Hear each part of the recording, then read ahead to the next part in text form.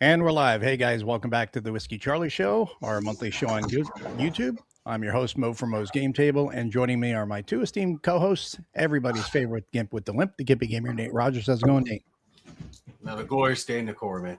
He's not feeling too good. He's a little under the weather, so he may not be as excitable as usual. But on the other hand, we have the wargaming wizard from Oz, Kev Sharp from the big board, who's had a few already, so he's definitely going to be a little more lively. Jazz hands. Oh man, I hope everybody's staying warm with all this weather. The entire country pretty much has been having, or at least 2/3 of it has. Yeah. It's melted here. We had one bad day, and other than that, it hasn't been bad. But the schools are still closed again tomorrow. Even closed, even with all of it melted. Yeah. Well, I mean, there's a few black spots every now and then in shaded areas, but part of the problem is years back. This was like 10, 15 years ago, they did not close the schools when they should have. And there was a wreck. One of the buses wrecked and a bunch of kids got killed. Parents were real upset about it. Turned into a bunch of lawsuits. So now in North Carolina, if there's any hint of frozen weather, they close the schools just to be on the safe side. Wow.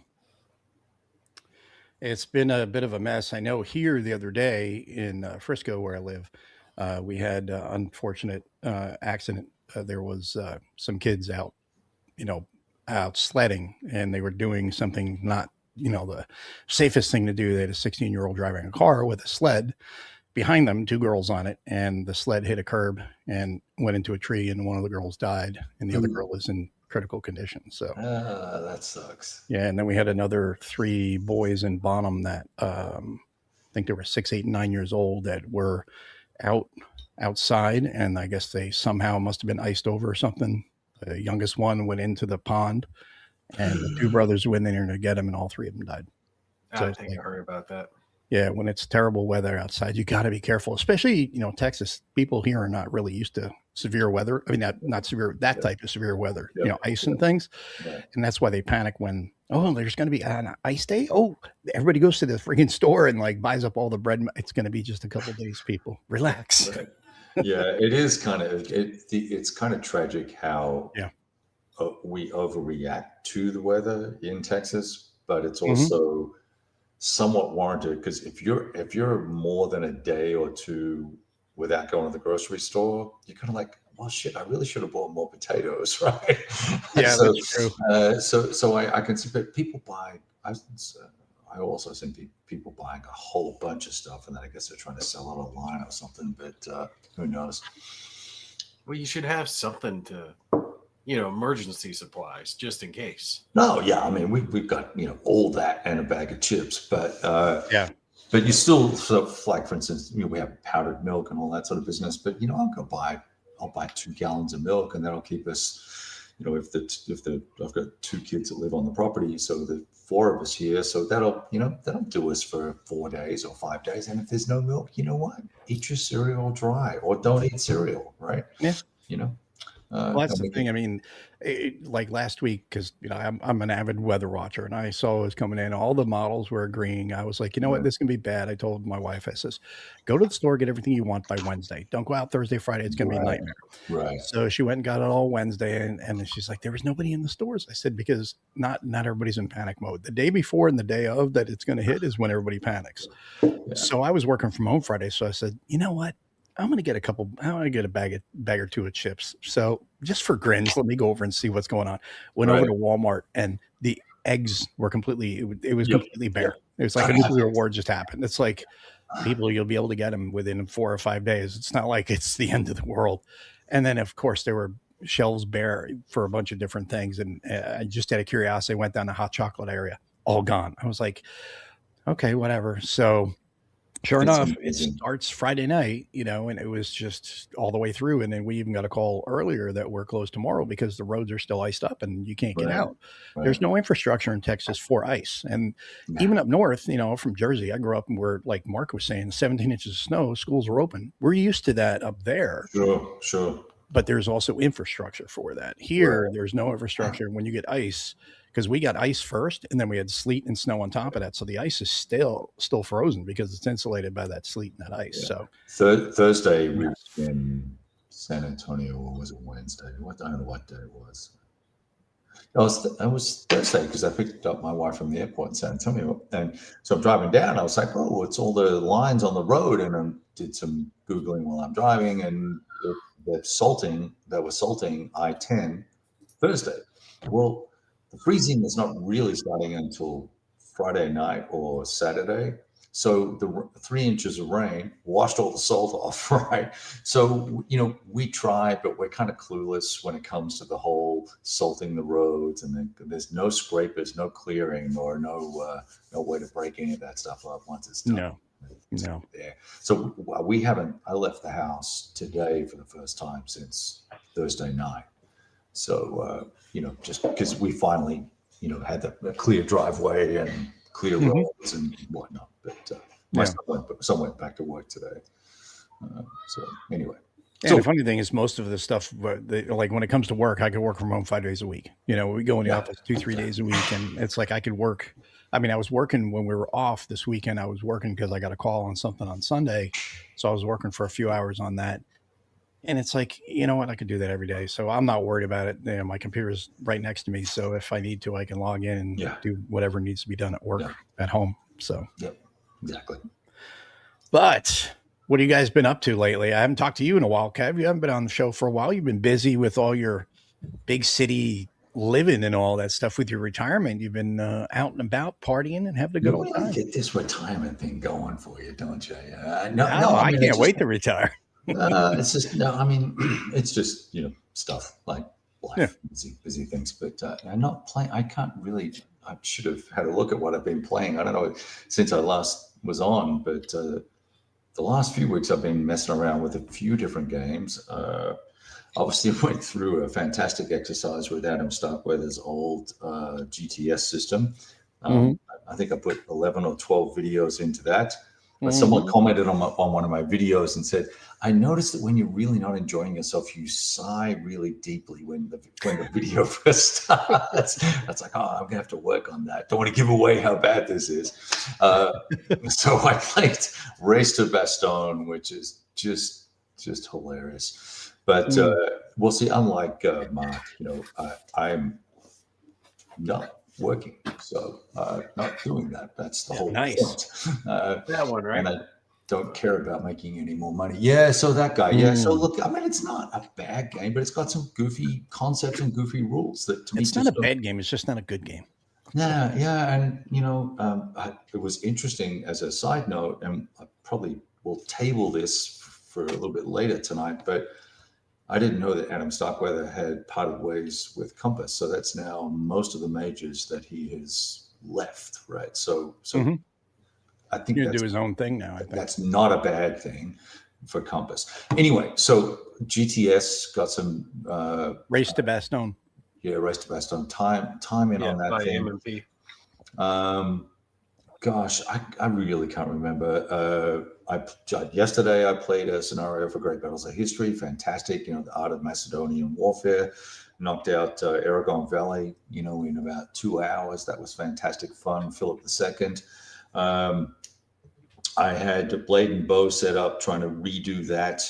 And I was talking to the owner of War Diary, Roy, and he said, that game just really sucked for us, didn't sell well, gave the rights back to Nagel, and kind of washed our hands of it. I don't know where you can get support, Kevin, for those questions. And I was like, well, I know where I can get support. Put that back on the shelf and it'll go on the sale pile. I think there's a cool system there, but I just can't be bothered making the effort. Mark, it was another great module, my friend. Good job. I have Inflection Point set up. Just started that. BCS is one of those games that always I play it, particularly if I play it opposed, and I go, "Oh, this is so cool! Oh, I know BCS now. I'm so clever. Look at me!" And then I go to set it up by myself, and I'm like, and I'm paging through rules. What was I thinking? Well, trying to think through things and am I doing this right?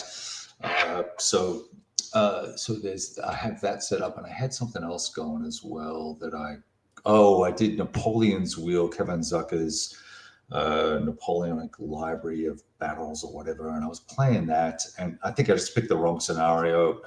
Beautiful maps, great history, great counters, shitty CRT, but and combat system, but wonderful history. But it was just a bit of a non-event for the scenario. The Austrians were smacking the crap out of somebody at some battle somewhere for some reason, and it was all leading up to Austerlitz, so whatever, and it wasn't working out the way I thought it was supposed to work out. So I actually, while I was playing it, sold it to a buddy who I'm going to meet later this week. I'm selling half a dozen games to him, Nice. just to clear the shelves off a little bit. So anyway, I think that's it. I don't know what else I was doing. I have no idea. What about you, Nate? I was excited to finally get Earthsiege Arrival to the table. Oh yeah, what do you thought about that so far? I have it. I haven't played it yet. Yeah, you got the prototype for it? Yeah. Are those components indicative of the final components, you think? I believe so. It looks like it. Because I really like those. The plastic tokens instead of the cardboard tokens they went with. Those were really nice. But I got it to the table. The rules were not deep. They're about 30 pages long. Third of that is examples of play. So they're not overly complex, but it does have a whole lot of rules aren't until like later in the book. That's the weird thing. Well, I don't know. I might have written it in a different way, but because when you read through it, it's like, okay, I'm like looking, going, okay, yeah, this is all support stuff. And I said, let me go back to the table of contents. How to play, page 20. I'm like, okay. Yeah. So it was kind of different. The how to play is more an example. Well, yeah. Of gameplay. And it's explaining what all the pieces are and what they do. Before that, it's not written the way I would usually read a rule book, but it's easy to understand. And the way I always do it is I'll set the rule book out, read it, then I set up the game, put all the pieces out, and read through the rule book again with all the pieces in front of me. And usually at that point, it'll click. But it's basically XCOM, the board game. If you guys played the original XCOM game, same premise. Minus the app. Yeah. Yeah. That XCOM board game they made way back when wasn't any good. It really wasn't. Well, everybody loved it because of the app. They thought it was cool because it used technology with it. It was new, right? It was new, yeah. Yeah. Well, yeah, that was many years ago. Non-functional. But it's like what, 8-10 years ago at least. I think this is more accurate to that. You're building bases around. You're trying to intercept alien forces. When you actually start off, the human forces had the advantage in the fact that the aliens haven't established themselves anywhere. So they're a little bit on the back foot. But the aliens are extremely mobile. They can go from the moon to any part of the planet or from one part of the planet to another part. Human forces have to move around, actually travel across the globe. It's got the funding you would expect. So there's actual funding cards that the human player will play. And it's the same thing, right? Your quarterly report, how good you're doing. And as the aliens take over locations, you'll get less and less money from that location until eventually it will surrender. And then all your bases belong to us. But it's base. All your base are belong to us. Which game was that? That was Metal Gear Solid, wasn't it? No. No, that was StarCraft. No, it was before that. I gotta look that up. That was back in the NAS era when that. It was a Korea thing, right? South Korean, one of the South Korean. It was a bad translation, but that's a famous quote. Japanese video game Zero Wing. Zero Wing. Okay, I don't know that one. But yeah, the game itself is actually really good. It's the premise of what you would expect. As the aliens take over locations and they establish dominance, they're going to reduce the amount of funding you get to eventually cause an area to surrender. When it surrenders, it no longer provides you any funding, just like it happened in the video game.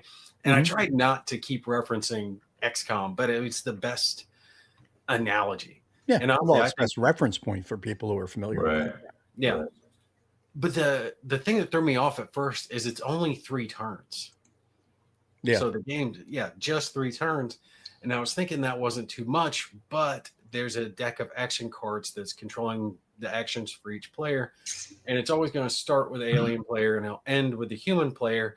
And there's certain conditions from the funding cards that will cause a turn to end. So it does behoove the human player to try to kind of burn the turns quicker. Yeah. And take away time from the alien player, but you can't just do funding. If you just do funding, you've got no forces across the board, no way to defend yourself. You have to find that balance. Yeah. But there's really cool stuff, just like salvage, right? So you would go out and capture aliens or capture their technology and you would research it. So just like you had laser weapons, you can get laser weapons in this game, which adds a combat card to your hand. You can get plasma weapons, adds another combat card to your hand, and increases your combat strength. Now, it does not solo well, though. That's the one sad part about it. There's just no real way to solo the game. Now, wargamers could probably two-hand it.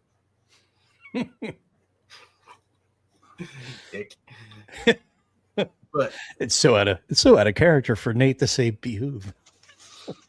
Is that on your calendar? There's no real way for you to solo the game. You really need a human opponent to really make the game shine. It has a bot though, doesn't it? What's that? It has a bot though, doesn't it? Or is it a deck? I can't remember now. No. I thought there was a bot though, or there is going to be a bot. One of them. There might be a bot that's coming, but it wasn't included in my copy. Yeah. Okay. So the rules didn't say anything about a bot. No bot that I know of. Now, there's not a whole lot of hidden information, but there is the hidden information of your deck of hand, your cards, your action cards. And then combat is done in a very weird manner. It's not dice-based. There's no dice in the game. So if there's human and alien forces in the same location, you can do combat, and each piece is worth a certain amount. So regular troops might be worth 2, elite troops are worth 3. Yeah. You add that up, get a total for each side, and then each player will secretly select one card and play it. Playing that one card, it'll have a number on it, 1, 2, 3. Yeah. That's the value you're adding. Yeah. Whoever has the higher total wins. And the loser has to subtract 2 from their total. And then the remaining points are the damage points that you do to the other player. And it comes down to the power of the unit plus 1. See, this is what I'm talking about. It gets kind of complex. Yeah. So if a force is 2, then you have to do 3 points to kill it. Right. And if it's 3, you got to do 4 points. Bases vary based on their points. The alien bases it's hard to describe, but depending on the unit that's in the base will determine the alien base's power, but you got to find it before you can actually attack it. The human bases go up in power as the time goes on, so that's going to change. There's a lot of back and forth. That's what I'm saying. It's just not really conducive to solitaire play. There's just too many parts that need to be hidden. At best, you could just randomly draw a combat card for like the aliens if you were playing humans. But I have an important question. Does it look pretty? Oh yeah. Yeah. It's nice. I mean, the components are all great. It's just like I said, I haven't sat down to play it yet. I have it. I just haven't gotten to it yet because I've been. Well, we'll get into that when I start talking. What else you got going there, Nate? Well, no, I was just before you said anything else. I think the sci-fi games need to have that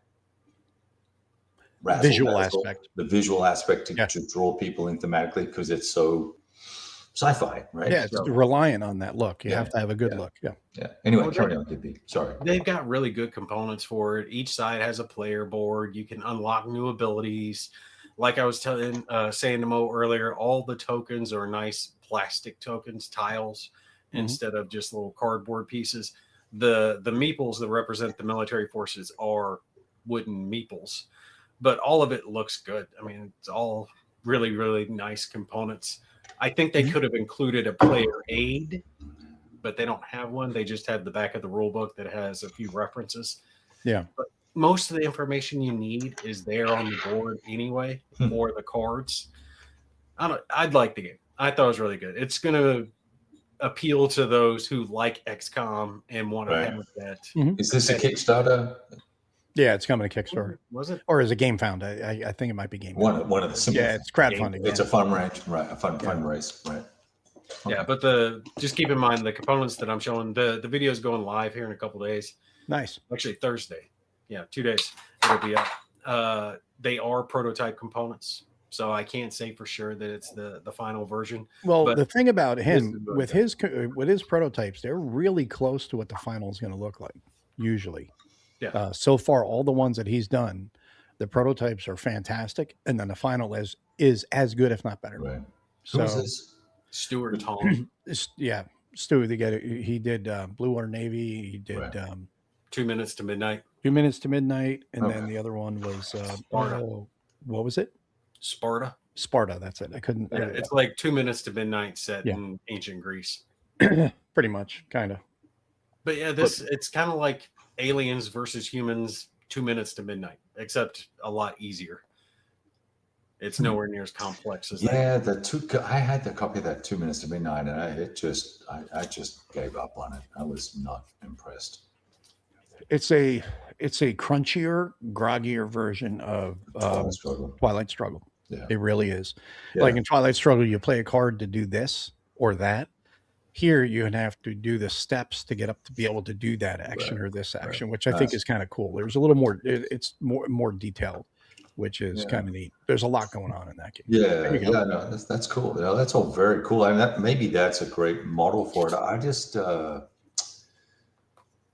every time I went to play, and I had a friend who was going to offer to teach me how to play because he was one of the advocates for the game, and there would be a new version of the rules come out, and something really significant would change. I was like, dude, I've read the freaking rule book, 4 different rule books. In 3 or 4 months. I said, this is bullshit. That's a problem. That's a problem if a game comes out and does that. And that was one of the issues. Yeah. Just get it right, delay your start, or make it as right as you can. And then fine, let's make revisions. But these are like wholesale changes to the system that clearly hadn't been thought through very well. Yeah. So hopefully this one's better. Well, Sparta was good. And I think, and there was not a lot. I don't recall a lot of changes after the fact. There might have been some errata. That's cool. Yeah, I never saw it, so I don't know anything about it. But you know, I think I love the quality of the systems were awesome. But just anyway. So, what else you been doing aside from that one, Nate? Been working on that pile that got sent. The which publisher? Neva. Is that how you say it? Yeah. Iwo Neva. Yeah. Neva. Yeah. So I did their Never Sea of Steel. Yeah. Columbus's Voyages. Yeah. Yeah. So I just covered that one. I think I've already uploaded that. I can't remember if it's gone live or not. And I'm getting ready to cover that Iwo Jima one. Mm-hmm. So I'm looking forward to trying that one out because that's the actual boxed version. Yes. Iwo Jima Light. And I like the light version. So I'm hoping this, just takes it to that next level. Yeah. Covered both of those and did some digital games.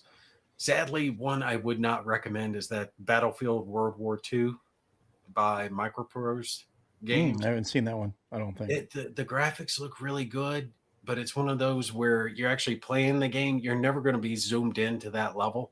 You're always going to be pulled back. When they're showing the video of an RTS, they'll show it zoomed in. So it looks really good. But nobody plays that way because you can't, actually play the game. There's too much going on, right? Yeah. But the problem is the AI in it just didn't really work for me. There is a very light campaign system. It's the Germans versus the Soviets, and you're looking at the map. So you've got Germany, you've got Soviet Union, and you've just got these stacks of points that you're moving. But you can't really base the game in an era because all units are available from the start. So you have, Panzer IIIs, Panzer IVs, Jagd Tigers, King Tiger 2. I'm getting ready to cover that. They actually sent me a code to it, so I'll be checking that one out soon. But there's no way to date the game. It's not early war, mid-war, late war. It's the war. Right. And you don't know when it's supposed to be taking place. And it's like that for both sides. But it's the tactics that really bothered me because you move your stacks of points until you run into the enemy. And then each stack of points will be fighting. And that's how many points you have to spend on units. So let's say you got 500, the opponent's got 600. They can spend 600 buying tanks and infantry and mortars and all that good stuff. But the AI just did not play well. The only tactic that I found that could win consistently was defense, because the AI would come at you in waves, right? So anytime I tried to push forward and actually do some type of an attack, they always spotted me before I spotted them. And I'm sorry, if I'm coming up on a tank destroyer and I'm hitting you from the side, I should be able to get my shot off before that tank destroyer has to take the time to turn its entire body to turn and fire at me. It was SU-122 or something like that. Yeah. And it's like, it should not outpace my Panzer IV or my Tiger in getting a shot off. And they would always bullseye me. So every game devolved into just making a defensive line, waiting 5 minutes. The enemy would send a few units at me. They'd get popped. 10 minutes would go by. Another wave would come. And then right there before the end of the 15-minute round, they would send, if they're losing, they would send an all-out strike trying to gain enough points to win. And to me, there's just no tactics to that. Yeah, the game looks good. Dumb AI. Yeah, it's not worth playing because there's no way to move aggressively unless you're moving in an overwhelming force. You've got to have 4 tanks to their 1 to ensure that you're going to come out on top. It's not really down to the tactics. Oh, I'm getting him in the flank or I'm getting him in the rear. He's not going to have time to turn. I getting him in the rear. My video. Yeah, one of Gimpy's favorite moves. Shut up. And it shows that my Panzer comes up and it's what are the penetration values? Yeah, shooting it right up his butt. Man, that was a deep penetration there. And I'm sitting there going, fire, fire, fire, fire, fire. And the damn thing just wouldn't fire. It just sat there. Waited until the SU turned, fired, blew my tank out of the water. I'm like, okay, there's just no strategy to this. And it's sad because the game looks good and it could be a light, just fun battle game, but you really just need to wait, give it some time, let some updates come through. Right. And why is everyone talking about, what is it? From Gimpy? Been sick all week and now I'm getting his rear butt. Because you look stoned out of your brain right now and it's fun. Yeah, it's great. Got a lot of cold medicine in, so I wouldn't sound so crappy during this. So have you got any more? Because I now remember, because I went to my YouTube channel and actually looked to see what I played. But I have some other things that I played. If he's got old-timers disease. Just to address it, since someone did mention it, that War in Spain game, Matrix Games did send me a code to that, so I'll be uploading. Oh, really? Isn't that going to be like super micro managing? I don't know. I don't know anything about it yet. It's on the War in the Pacific model, right? I think so. Yeah, I mean that's super cool. I mean, I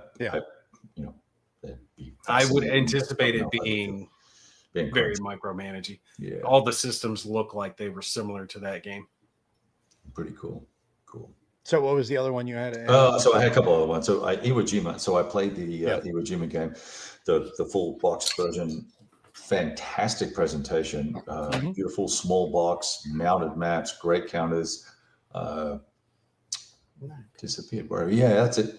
And I thought the incremental value add that they brought with these sort of random chip pulls for tactics and things like that was interesting and fun. But I enjoyed the area movement one because it was lickety split to play. Very fast, yeah. You could get through it, but still got the vibe that the whole thing was Iwo Jima, right? Whereas the Hex Encounter one kind of a little bit more thinking, a little bit more time, but you weren't getting as much juice out of that squeeze for that extra squeeze. So I enjoyed it, but I don't know that it's one I'm going to play 10 times. I might play 3 or 4 times if that was probably a fair judgment on it. And then I had. Well, I have been playing First Man in Rome on Vassal. So I've had a copy of that and the rules from Fabrizio. So I've got a couple of turns of that in. It's the next module in that Ancient Worlds or series. I forget what he calls it. He's got a funky name for it. But that's pretty interesting. It's got lots of potential. There's only one scenario in the Vassal module that I'm using, so I can't can't say too much more about it other than that. I've got 2 turns in, and it looks interesting. It's got the same base system as Alexander, but facilitates all of that, all the Roman legionnaire recruitment and politics and stuff that goes into the Roman Civil War era. So that was cool. So Iwo Jima with that. I played some TCS GD42. Nice and crunchy. Got my little fix of things that work right at the right scale after coming off of Race to Bastogne. And what else? I'm playing a play by email scenario with Kai and a handful of other guys. We're doing a double blind. A great campaign to the American Civil War scenario. So it's the nice. Yeah, so it's Race on to Richmond or Race to Richmond or something like that. It's called. I forget whichever module it is, but that's we're on the 3rd day, and it's really exciting because you kind of set the tone with the general order, push that out to the generals. They then create their orders. They wait to hear back to see what happens, and it's a lot of fun. We're on a little private Discord channel, so we can all communicate with each other, and assuming that we're within range. If they're not, then they get booted out of the channel, and then we've got to correspond to them via the umpire. So that's been super interesting and very nerve-wracking. On to Richmond. Thank you, Nordic. Here come the rebels. One of those. Here come the rebels. That's it. It's one of those. One of those 2. I don't know which one. So, Christoph, anyway. You have that on just one table or 2 or 3? I hear that's gotten bigger and bigger, right? Yeah, and they've got it on digital now. So, speaking of digital, I've got EWO on the table. I started, but I got to go back to it because I keep getting sidetracked. This is all Nate's fault because he kept telling me to get sea power. Oh no, that's right. Yeah. So I'm 64 hours in a sea power. It's good though, isn't it? I told you it was good. Well, I'm about halfway through the campaign, and there are things about it that drive me nuts. Like there's AI issues still. Some of the controls. Some of the controls are wonky, but some of the, like, especially this one I'm working on now is Operation Blockbuster, and you're running the Eisenhower carrier group, and you're trying to move your force into the North Atlantic, and you've got to deal with a whole bunch of bombers coming at you. First off, they come in with MiG-25s, and they hit you with Su-22s, and so you got to deal with the first wave of fighters, which all they want to do is come in and take out your E2. That's all they want to do is take that out. So you got to always make sure you got a carry group. You got to spin up another one so we can launch it right when you lose the other one. And they're going to come in there, take it out, because they all come in, fire, and they just turn back home. So I just set up my cap, because you set up with one cap, and then you have your E2 out there and the 2 F-14 caps. So I'm sending up like 6 in a cap and another group of 4 that I'm just going to have in reserve for when the bombers come in, because that's Soviet doctrine, was to hit you with those big waves the minute they knew where you were, because it tells you at the beginning there's going to be a satellite that passes over you at like 0028. By 1 o'clock they're going to have the orders. Their battle group's going to have the orders, and a whole bomber group has been launched from the Kola Peninsula, so you're going to get hit. So you put everything you need in the air. And wow. the problem with this scenario has been I can't save it for some reason. Won't let me save. And every time I get into it, I get about 4.5 hours into it. And I'm like, all right, I got to stop, because it's just, there are too many issues now that are happening with the game. And I have to stop and like start back over because it'll just drive me nuts with having to micromanage my aircraft. Like I'll tell this cap, okay, MCON, and then just go over here and loiter until I send you after a group of targets, and then I want you to go active air and just you're free fire at that point. No, you got to go in there and you got to micromanage shooting at what you need to shoot at least I'm finding that. And the thing that drives me nuts is you'll have one guy, you'll have 4, and 3 will be together, and 1 is like over here. These 3 are over here. This 1 just goes off on his own. And I'm like, what the hell? And I keep telling him, go back, rejoin formation, go back. Nope. And then the only thing that I found that is a quote unquote kind of fix is to tell it RTB. And then it goes, okay, RTB. And then it starts to head back to the carrier, and then you send it back to the group. It's like really weird micromanagement that you got to do, which kind of takes you out of it. But it's still, really, really cool. The submarine aspect, as you had said when we had talked about it originally, you'd said it's like cold waters. It's It's very not as much in depth as cold waters. no, it's extremely abstract compared to cold waters, but it's still, there's still layers that and things like that you have to pay attention to, which is cool. There's enough to make it worth playing.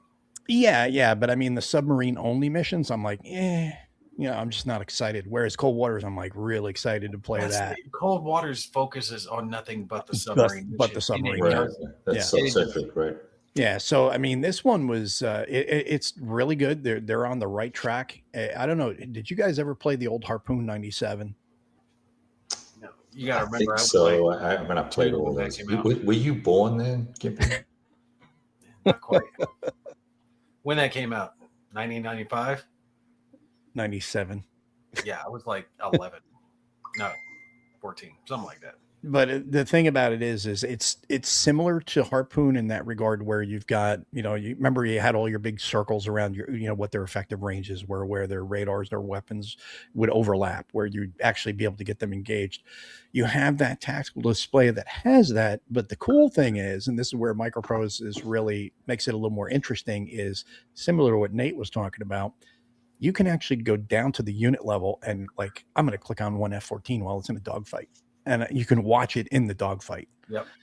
And which is kind of cool. Like, I'm like, oh, okay, we're down to the last missile. All right, fire the last missile, go to guns.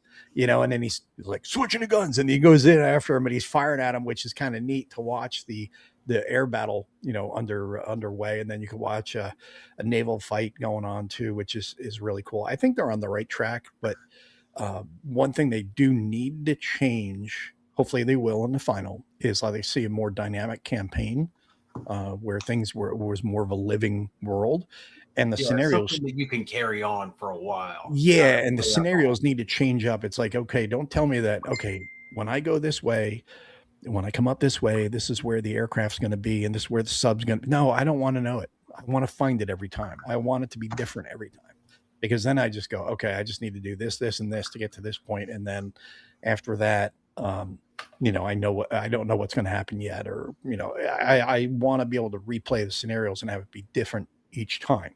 Have you run out of ammo yet? That's a mistake I make all the time, because I just there's a resupply mod too that they do have, but one of the things, I mean, I haven't used it yet, but there's like a resupply at sea mod. I saw that they have that, but yeah, you will run out very quickly. And especially when you let them go on all radar, all missiles, and it's the very first few minutes. As soon as my ships would get attacked, it's missiles everywhere, and then after about 5 minutes, they've got a few guns left. Well, that's the thing. You've got to realize. Well, a couple things. Number one is you got to look at, which is where what I'm really interested in. It does seem to reflect like real world fighting a fleet type of situation, which I think is kind of cool.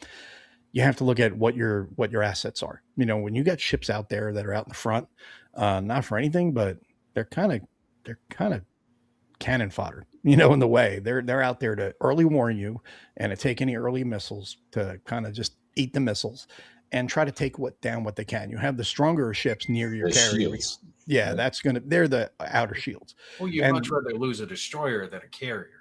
Yes. Oh, yeah. That's why you have them out there. You have those weaker ships out in the front, way out in the front, to protect you from that, which is kind of neat. And that's where you will run out of missiles. And that kind of goes with this whole thing of missile combat, is you're going to run out of ammo real quick. Both sides will, because it's attrition. You're firing, they're firing, and you're just firing missiles to cancel missiles. And eventually you're going to be like, hey, we're out. What do we do? Throw insults.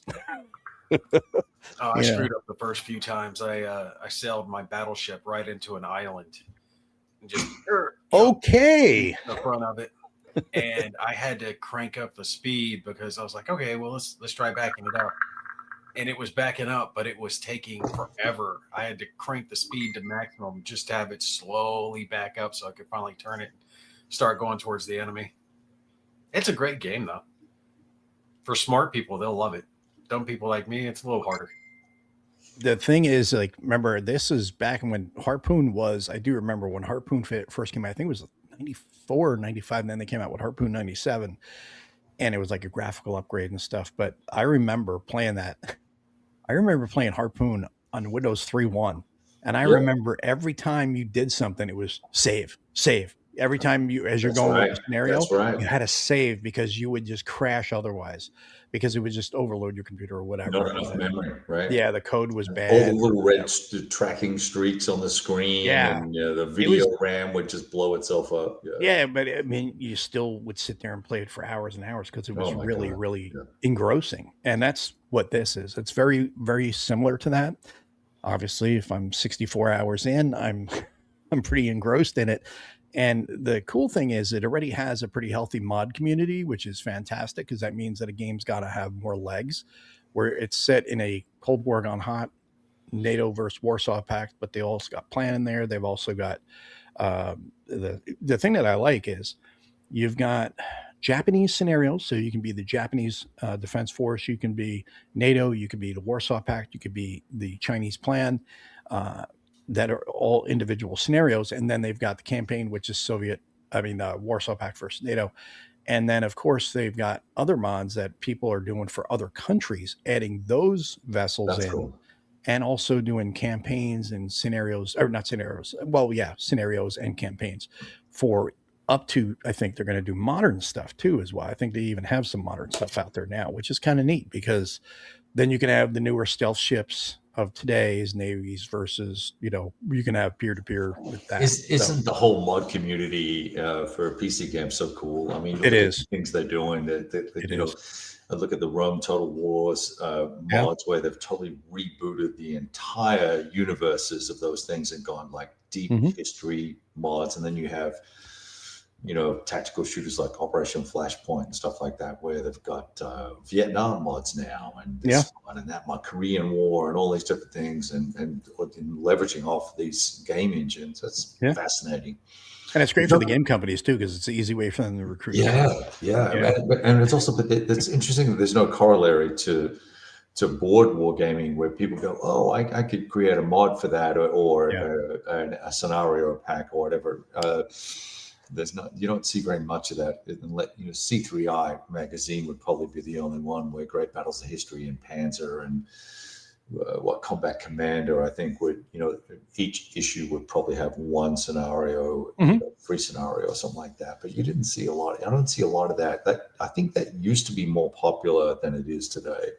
In our world. Look at YA magazine that we just had, YA 16, where they've got Urgent Fury, which is their squad battle series, the cards. I wouldn't know anything about it. Mark apparently forgot I exist, but what? I've only been a fan, and a diehard supporter for 20 years. Don't worry about me, Mark. I'll be fine. By the way, hi, Mark. Good to see you. Hey, let me mention this because you reminded me of this when you started talking about Sea Power. I don't want to forget to bring it up.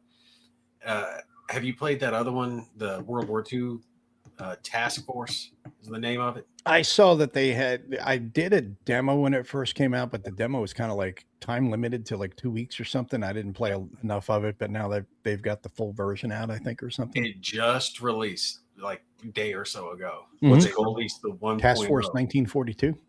Yes, or Admiral's Edition Task Force is the name of it. But it's World War II carrier battles, Pacific Theater. And this one had a huge backing. A lot of people backed it on GameFound, Kickstarter, whichever one it was on.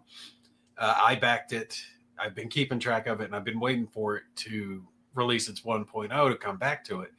But I think they made a mistake that's going to Task Force Admiral. Task Force Admiral. So when they originally advertised the game, they listed it down as having 30 plus scenarios, scenario generator, like all these different things. Well, when it released into early access on Steam, it only had 2 scenarios. It was like Midway and something else. But they've gone into 1.0 with pretty much the same thing that they had in early access. So you promised 30 plus scenarios, but you don't even have close to that. You're not they're going to upgrade you as they go. Yeah. Technically they have 4 if you count the fact that the 2 that they have can be played as historical or alt history versions of themselves, but it's still basically 2 scenarios. And this is going to cause them a lot of bad blood, because you don't go into 1.0 saying the game's done, we're releasing the full version of it, when you have a fraction of the content that you promised. But wait, there's more coming. They got a roadmap and you're graphics. doing all this other stuff. Great, cool. Keep it in early access. People will eat that shit sandwich with a smile until you're saying, well, we're done and we're just adding more with time. And now I'm worried, are they going to try to DLC us and charge more for stuff that had been originally promised? If they do that, that will kill them. Yeah. Because if you tell me this is the game with all this stuff and I back it or I buy it or whatever, and then you go, no, it's not. It's going to come later. Okay. You're not charging me for it, are you? Because if you do, it's the last thing I'll buy from you. It's really simple. You know, don't make me compete for what you promised me. You'll get me on it once. You won't get me on it a second time. Making a good video game costs a lot more than I think people realize. It does. And it does. Yeah, you made a lot through your Kickstarter, but that's not going to fund you for years on end of development. They're going to have to bring in more money, which is why I think they jumped to a 1.0 release to say, well, we're done, but we're still adding more content. But I've looked at the reviews, and the reviews are tearing them apart for it. Yeah. They're down to like a mixed rating on Steam, and the game's not bad. The game's good. It's a good World War II carrier battle. Yeah. Yeah. So, yeah, great. But you're not delivering what you promised. Yeah. Yeah. Don't go to 1.0 because now you're saying the game's done, but if they had 25 scenarios, okay, you add 5 more later. I mean, at least if you're in the ballpark, but when you've got 4 and you're having to stretch it to say 4. Well, is it released or is it early release? It's released. They say this is 1.0. Okay, so if it's 1.0, then they have no excuses. It's released. It says January 27th. Yeah, just looking it up here. Yeah, that's a problem. That's going to burn them. Yeah, it depends how much gameplay. So to be devil's advocate, it depends. It says early access though. It does say early access. Below is not 1.0. I know it shouldn't be, but it does say early access. They should not be making it should be a dot something, not a 1.0, or it should be early release 1.0 or something like that. It depends on how much gameplay you can get out of it too, though. Yeah. That's the thing, right? If you get 50 hours of gameplay and it's 3 scenarios, whatever, that's sure. I'm probably cool with that. But if it's not, then that's a problem, right? Yeah, and if you're going to nickel and dime me later. This is in-game graphics. It's gorgeous. It's really pretty. Yeah. Oh, it looks good, especially when you get the battles to actually start. You figure out what the hell you're doing, and they're all fighting. Well, it's like Sea Power. Sea Power. That scenario I was just talking to you about in the campaign. You launch your F-14s off a cat, and you're in the rain, and then tell those guys get 37,000 feet, and I just wanted to see. I was like, I'm going to watch the F-14s climb. So they're kicking the burners and they start going up. They go through the clouds and then boom, they get above the clouds. Beautiful sunrise. I was like, wow, that was cool. You're transitioning from that rain through the clouds into the beautiful sunrise. That's pretty. And that's nice. And but it's also an early release game. So when it's an early release, I think everybody's much more forgiving about issues because they're working on it. Like Fallujah, 6 Days in Fallujah, we played that. And that's still early release. That's fine. They have a clearly defined roadmap as to how they're doing it. And they have been living up to what they've said they're going to do. Yeah. And it looks like they're doing the same with Sea Power. But if they're not doing the same for Task Force, that is not the best move in there, in my opinion. I think they were trying to encourage more purchases by saying this is 1.0. And they hey, 0.9, it's point whatever. Just exactly. Don't say you're releasing it because you're going to piss off everyone who backed. Yeah. You're not anywhere close. If you were in the ballpark, okay, but you're not. You've got so much more that you need to add to the game. There's still a lot of bugs in it. It's not perfect. It's not finalized by any means. So when you're releasing it in this state saying it's a release, that's a problem. Well, I would say that it's not necessarily a Ponzi scheme all the time. It could very well be, but Star Citizen is that. That's the key. That was an overly ambitious title, but that was just ridiculous from the beginning. But Chris Roberts was, basically promising Star Trek, Star Wars, the Wing Commander franchise, basically into that type of world. But the problem is he's the boss. He doesn't have anyone above him to tell him no. Yeah. But I mean, from what I understand, it's also a really vast game, but it's also designed for you to spend money on.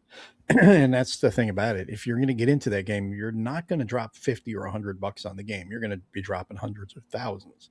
I mean, and that's how you advance that for tens of thousands of dollars.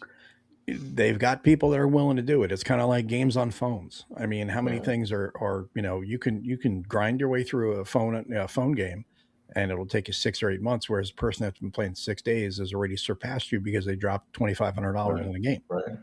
I remember when you know before all the parental controls were implemented for iPhones and stuff like that, kids were playing these little games, and every 20 minutes it was $2 here and $5 there and $1 here and $3 there, and we get a bill be like $55, $60 for one kid for a month. This is 15 years ago.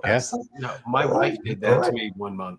She was, it's just $1 here, $1 here, and it was over and over again. 7 times a day. No, she did it 900 times in a month. I got a phone bill for $900 and I flipped. Wow. Yeah. She was like, I'm sorry, I was playing the game. It was that Candy Crush bullshit. Oh, no. Yeah. Oh, I flipped. I was like, you're deleting it. I don't care. You need to sell some feet pics or something because I'm pissed. This is bad. I think that I don't know if it's Candy Crush. It's not Candy Crush. It's another one of those games. My wife's been playing it for years, and she's been grinding, and she's on like level 1400 or something. And she's like, she plays it just when she's sitting there on the couch and there's nothing else going on. She'll play it for a couple minutes and then she puts it down. And I've seen a couple times where she's bought a pack here, a pack there, and I'm like, I don't care. She'll buy like a 99-cent pack or something like that, and she'll do it like maybe 3 or 4 times in a year. And I'm kind of the same way. If I start playing a phone game, if it's something I'm like, okay, I know I'm going to play this for 6 months or a year, and I need to drop 99 cents to open up another thing. Okay, sure, I'll drop 99 cents. Just because I'm not going to get paywalled the hell into it. I don't buy into that. Read the rule book. Read the rule book instead of playing these fucking phone games. What's wrong with you boys? Well, it's usually those are like usually in the library or kids today. If there's a good game in a meeting at work, you can get it on Android or iPhone. It's similar to Carrier Battles. It's basically the digital version of that, right? Carrier Battles, you're hex-based, moving your carrier task force, launching your cat patrols, task force trying to get the enemy. And it's really good. Costs about $5. That one I recommend. I'm looking for a way to record my cell phone so I can make a video on it, but that one's actually worth getting. Wow, look at this meandering Mike. If it's a good game, I'll pay $20 a week. Damn, I won't pay that. I will not pay $20. If I pay $20 for a software game, I mean, that's something you might as well just take crack. Right. I mean, that's $80. That's almost $1,000 a year. If it's a one-time purchase, I've purchased games like old school PS1 games that you can play. Yeah, but you're buying the game. You're not paying every week. Yeah, that I'll pay $15, $20 for an old school game that I can now play on to buy it and own it. Yeah, I don't mind doing that. Yeah. See, I'd rather drop $300 on a game I don't like and play it for a handful of weeks and then I think that's what he's talking about. Well, now there is a game that I did buy, a computer game that I did buy, the most I ever spent on a computer game. I got Steel Beast Pro several years ago, and I haven't played it in quite a long time, which is where Gunner Heat PC kind of fills in that gap, because Steel Beast Pro is more of an actual simulator of being in a tank. That one, there was Steel Beast, which used to be a game that I did when I was doing computer game reviews, like in the late 90s. I think Steel Beast first came out 98 or 99. And then Steel Beast Pro came out. And when that came out, it actually has a thumb drive you got to use to authenticate your game and everything. And that was $150. And I was like, you know what? I'm going to get it because, it's a tank sim. And it was great. It was really great. I just haven't played it in a while. Yeah, that was your world, though, right? I mean, that's where it came from. So I can see that. But what's that token? I probably put So Rome Total War, way back in the day with the mods, is a Europa Barborium, I think it's called. Barborium. Anyway, super detailed historical module. It was a free upgrade, but you could donate money. I would send them. I would, yeah. Well, maybe, Mark. Now we're playing physical games. Just that I no. got sucked up into that stinking Sea Power game. But I would donate money to them just to keep them going because they were doing some sure. cool things. Yeah. I actually got a Grail one for Christmas. What'd you get? Let me. World in Flames. Nice. Look at you, boy. That's real. That's the real deal. That'll keep you busy for several years. I have wanted this one for years, and she got me a gift that turned out to be really bad. It was a really nice holster rig setup that I wanted. And it turned out to be garbage. It was really bad. It didn't work.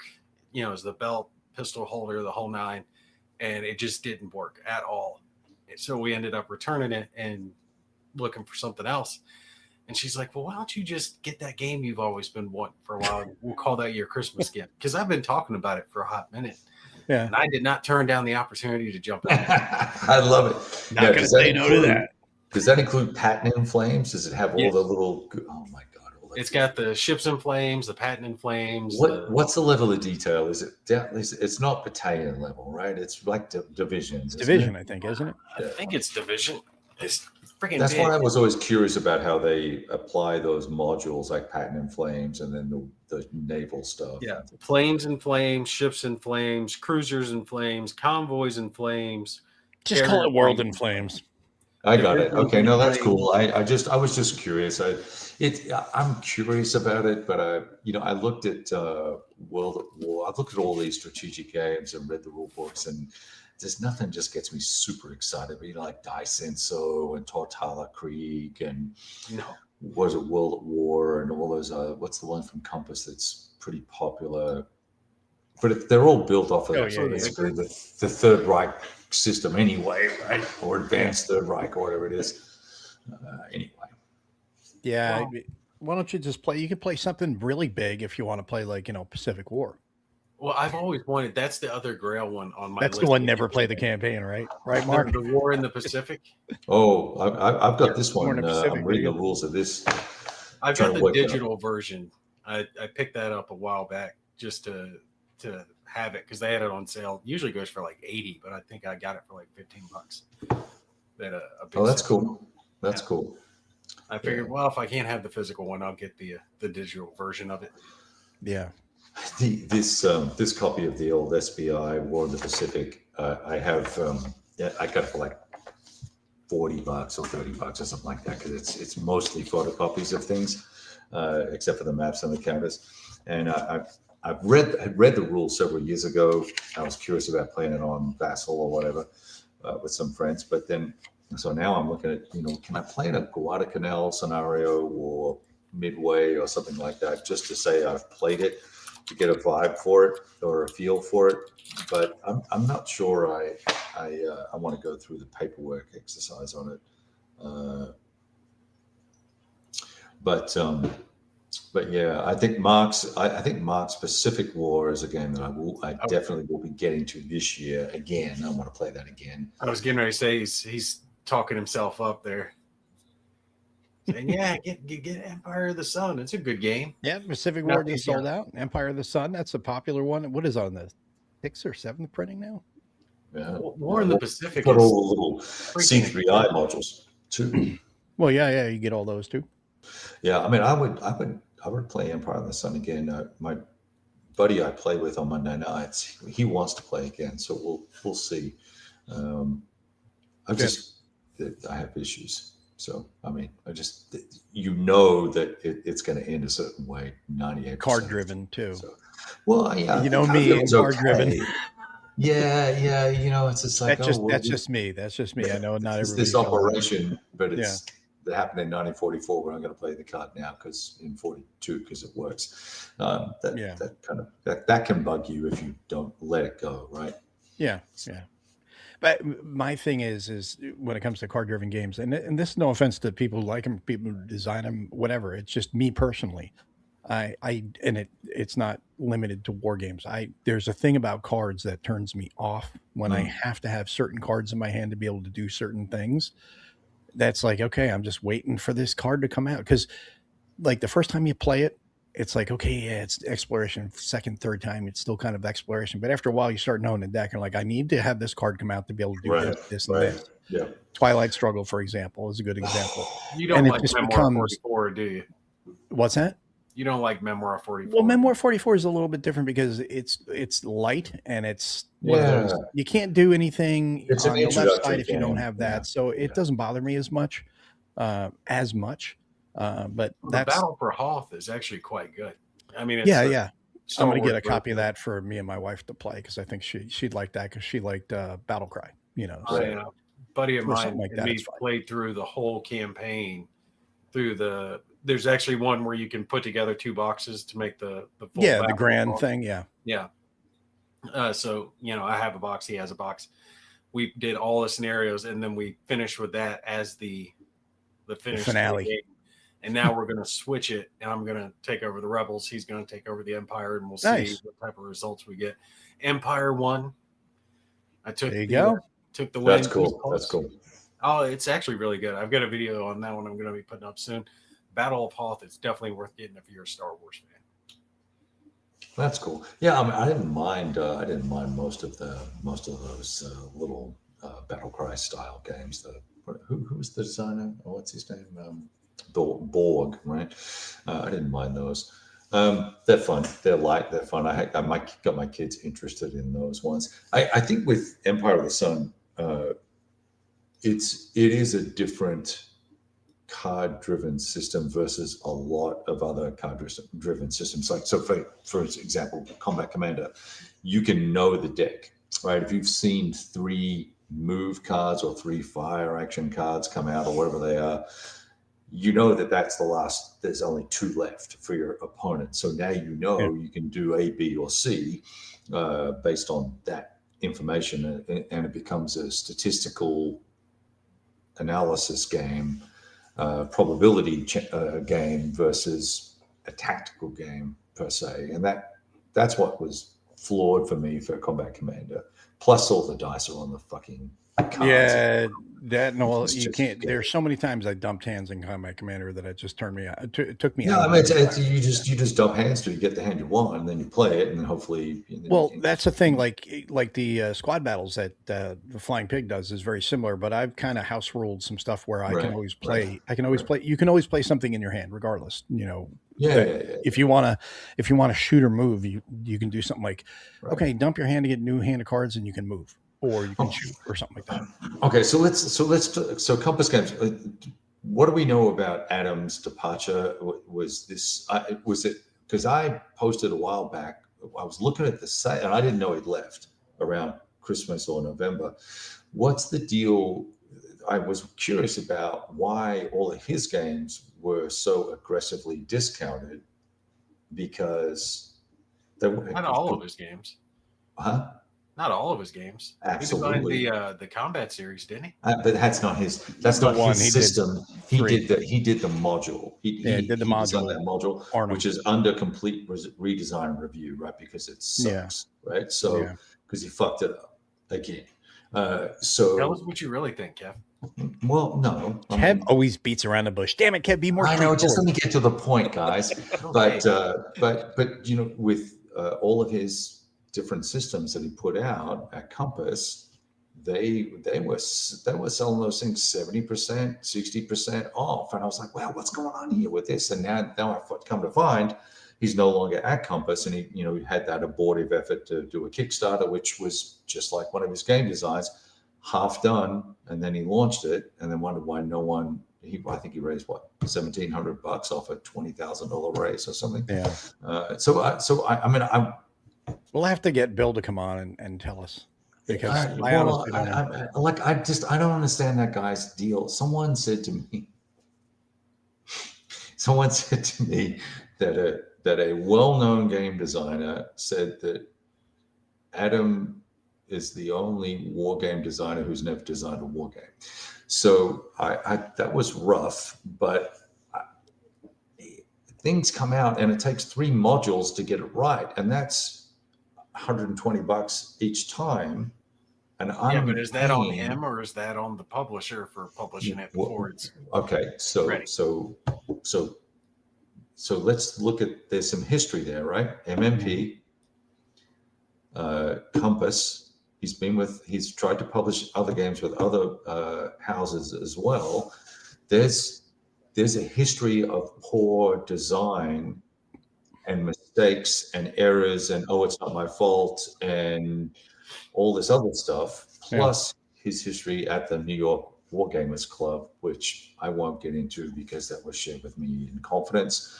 And the guy is quick to talk about a game design and scratch some notes down, but he doesn't follow through, because some of the, like GTS is a really interesting idea. It's just really poorly implemented. And the CSS system is the same way. And we had to go through 3 different modules of that Pacific Island series, which you now can't even get, I don't think, on Compass anymore. They've just scrapped it. I'm assuming they all went in the trash, right? Because no one was buying it. Guam and Tinian, You had to buy. You had to buy Module 3 to get the rules for Module 1, the fixes for Module 1. Well, they did release a new series rules for CSS, if I recall correctly. That was released. So I haven't. I think I have them downloaded. I just haven't printed them out. We have the whole disaster with DSS, right? The whole divisional scale system, Vietnam and Fire and Ice. Oh I mean, I suffered through all of those. Yeah. And just like, where I will probably blame the play testing. Well, that's the part. I think it really comes down to, he works with that one group that is his core group, kind of like Chris does with other systems. His buddies that work on it, they know the game down pat, but they're not conveying it on paper properly. So they're not doing his game or his designs.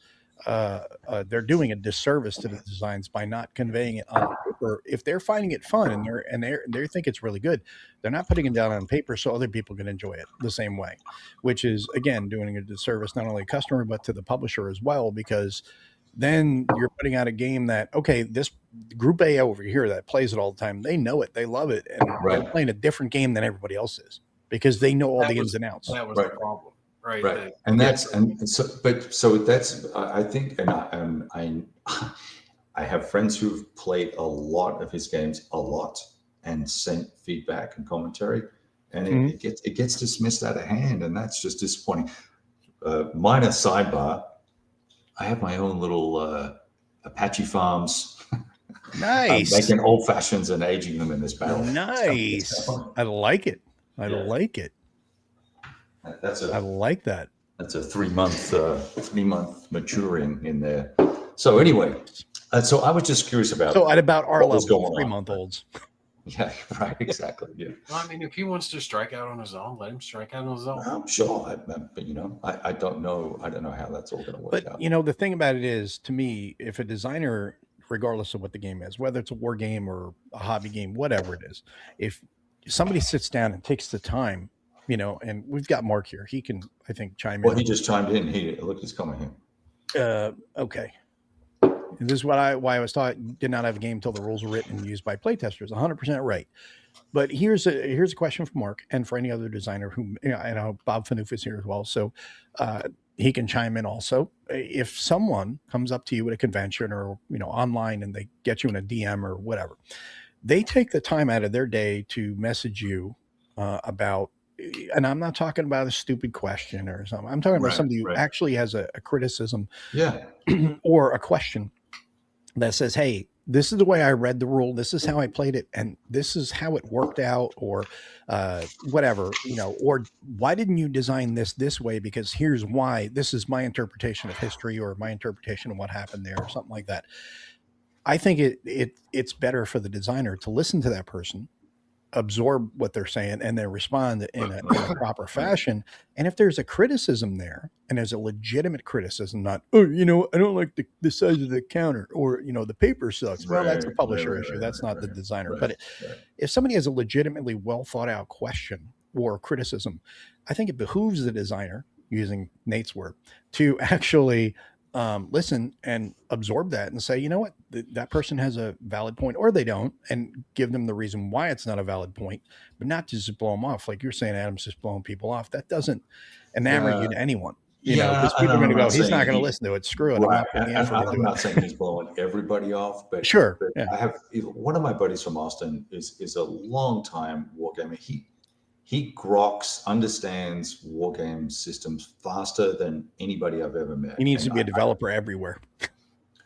I mean, he does a lot. He used to, way back in the day before Herman became famous, he did a lot of playtesting for Herman's games, and did a lot of playtesting for Mark Walker's games as well. And he would send really detailed, excellent playtest notes back, and they would get either absorbed or rejected with good justification one way or the other.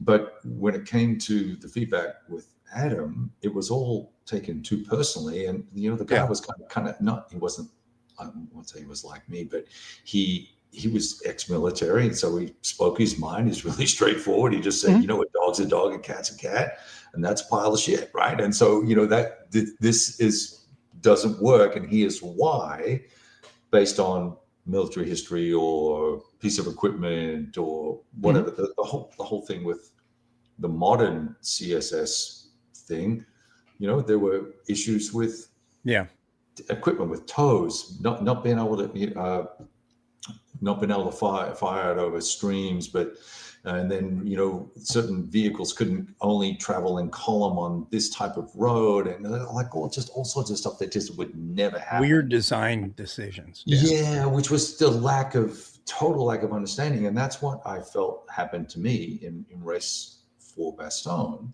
In that, at night I can see 3 hexes.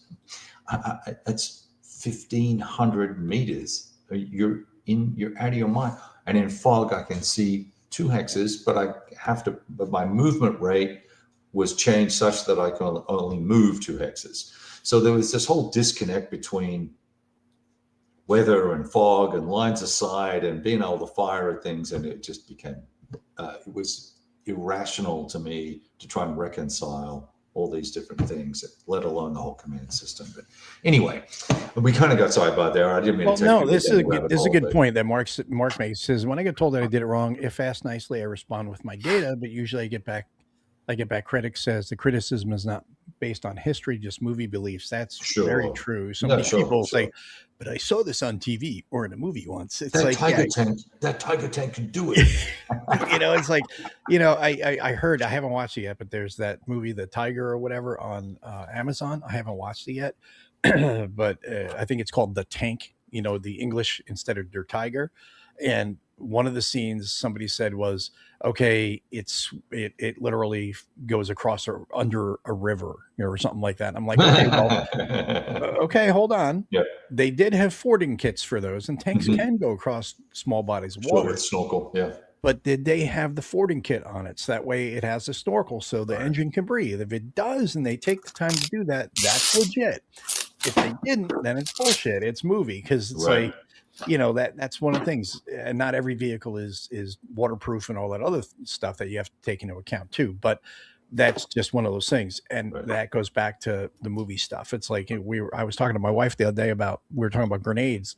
And I was like, one of the biggest bullshit things is, John Wayne and everybody else in movies pulling a freaking grenade pin out with their teeth. It's like, no, you got a thumb clip safety, then you got to pull the thing. And when you pull it, you got to twist and pull, because that cotter pin is in so damn tight that you got to pull that thing, and you got to pull it so hard that when you do, you got to keep that grenade close to your chest, because if you hold it out here and do that, there's a good chance you might go, oops, because you're going to pull 2 ways. Right. Oops, and that spoon disengages. We still take ours anyway. What's that? When I was deployed, we taped all our grenades. Oh, yeah. All of mine were taped. Yep. I was too scared that I just walk up against something and get hooked. And it would pull it. And so you got to do that. I mean, that's not even adding that into account. It's just the actual physical thing of pulling the pin out. It's not like it is in the movie. So when I say, well, if I'm playing Combat Commander or Combat or whatever, how come I can't just do? Well, you can't pull a grenade out with your grenade pin out with your teeth. That's not the way it works. You know. Have you seen the video of a female soldier doing grenade training? Oh yes, that's where the conversation came from. That's where the conversation. She's like, "Can you believe that guy did that?" I was like, "That was a female. That was not a guy." Did you not see the way she trotted away? Yeah. And she's like, "Oh," and then she watched again. She goes, "Oh my God, you're right. I didn't realize it was a female." I says, "That's because she didn't have the upper body strength to pull it. That's why the guy had to hold it against her chest so she could pull it. That's why he's like, pull, pull." You know, like, finally she pulled it and he held it in place and goes, throw, and it went like 3 feet. I was like, "Get down." You remember doing that training and the sergeant tell you, "Look, I will make one effort to kick that grenade down the sump if you drop it. And then I will dive out. If you are still in here after that point, that's on you. That's your problem. I will not make a second effort to save you." No. And, you know, that's motivation to do it right. And then Bob says, "I don't think I ever think of people's suggestions for improving my games as criticism. I think of it as either good or not so good ideas. I've gotten great suggestions and I always answer folks' thoughts." That's true, you know, because a designer is not infallible. They're just any of us could be theoretically a designer if you have an idea and you want to work through, you know, building the model and creating a game. And just because this designer has created a game or has created a series of games, like Mark has designed, he has a prolific, you know, career as a designer. That doesn't mean that anybody else out in the audience might not say, "Hey, have you tried doing it this way?" If he's trying to figure out something. And that's why he has playtesters for his games, because it's like, "Why don't you do this?" "Oh, that's a great idea. And you just simplified it for me." Awesome. And a lot of it comes down to also designer's intent, right? So, you know, when you first, you know, when I received the First Man in Rome, first thing I asked Fabrizio was, what are you trying to convey? What's the story? What are we trying to do here? Because there's no designer notes. Well, not in my printout anyway, of the game, right? What are we trying to achieve here? And you want to be respectful of that. And if it doesn't jive with your view of how a game should play or whatever it may be, well, then you can just say, "Hey, thanks, I don't want to participate anymore." Or when you have a chance to read the designer notes before you buy the game, if that's possible, you can go, "Yeah, well, this is not for me." There's one system I read the rules for and the designer notes for, and it was really leadership focused and a lot of die rolling around morale for leaders to enable things to happen. And I forget which game system it is now, but it's like, yeah, that's just not for me, because everything else was kind of super abstract and it was all about whether this lieutenant was going to make the platoon go do A, B, or C. And it just, it didn't really capture the I keep saying vibe. It didn't capture the narrative that I was looking for out of a tactical war game. It was too offbeat for me to. But it was trying something very different. It was different, which is cool. Yeah, it's not for me, so that's okay. And so that doesn't make the game bad. It just makes it not for the you. Designer's intent and just not for me. Yeah. And I think we can get. I'm only get pissed off or bothered when things are bad and not for me, right? So it's like when it's both. If it's not for me, that's cool. If I can play it, it's okay, right? But anyway. Okay, so other people did answer me here, and they did say that he wanted to know if the true tiger could swim. True that tiger could swim. Technically, as far as I know, yes, the tiger was capable of swimming. It did have a snorkel, and they did have the snorkel in the thing, so that's good that they did do that. So if they did that, from what I understand and what I recall of the tiger in World War II, and I'm no tiger expert, but from what I do recall, it was swim capable in that regard, where if you put a snorkel on it, it could ford a river. Now, or ford a body of water, I should say. I don't want to say river, because when you see a river, some people have, a 10-foot river or a 200-foot river. It's like, well, you're not going to ford a giant river. You're going to ford a small body of water. Something similar to what your transmission problem. So, but not like the Russians. The Soviets had massive problems with transmissions and all that. Yeah. There's a lot of mythology around the Tiger as well. They were far more reliable than people gave him credit for and all the rest of it. So anyway, yeah. Well, the biggest thing with the Tiger was the reach. It could just punch you at a really great distance. Yeah. Have you ever seen the shot? Have you seen the shots of or read about the shots of the 88 millimeter guns in North Africa, that you could see the shells coming because of the heat haze? You can see the spiral effect of the shell. We could see that in Iraq. You can see that with different. Hey, dude, newsflash, that's right near Africa. Just in case you're wondering. When you geometry, you could see the bullet cut through the heat waves. Spiral, like you're talking about. It's the heat, you'd see that. Now we know who let the dogs out. It was Kev. But I think stuff like that is cool. You know, that when it comes to the designer's intent, like Tom was saying, it comes down to what they're trying to get across. And good example with designer's intent, being that he's in the audience, we can hit Mark up again. We had him on the show for Defiance, and we were talking about that, which is going to be coming out. Yeah, is that releasing soon? That should be coming out pretty soon. And that one right there, the design intent, from what I recall, is the first 30 days of the battle. So it's not like, I know some people are thinking it's going to be about the war. It's not the war overall, because it's not over. It's the first 30 days of the campaign. So, because if it was the war, I'd be like, really? How do you know how that's going to end? Because no one does yet, So you can do a hypothetical. That doesn't mean you can't do a hypothetical. You could, but it's the first 30 days. So the design intent there, and Mark, correct me if I'm wrong, is literally just to cover the first 30 days and give options for both sides to make it winnable by either player, to explore different aspects of the opening stages of that conflict.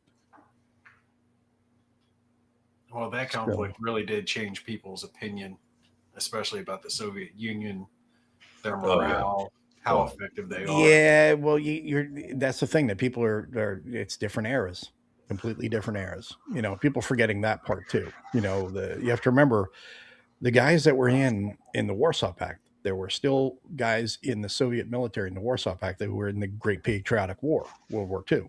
Just like we had guys who were vets of World War II as well, at the very tail end of their careers, of course. But now guys, they were still in there in the 70s and some in the 80s. They were higher ups and stuff like that, but you know, it's a totally different era compared to. Plus, they were completely different. Not only completely different military, but they had different. What's the word I'm looking for? Armaments were different. You know, they had way more reliable equipment, which is I know you can't really say reliable with Russian equipment, but in the 70s, 80s versus today.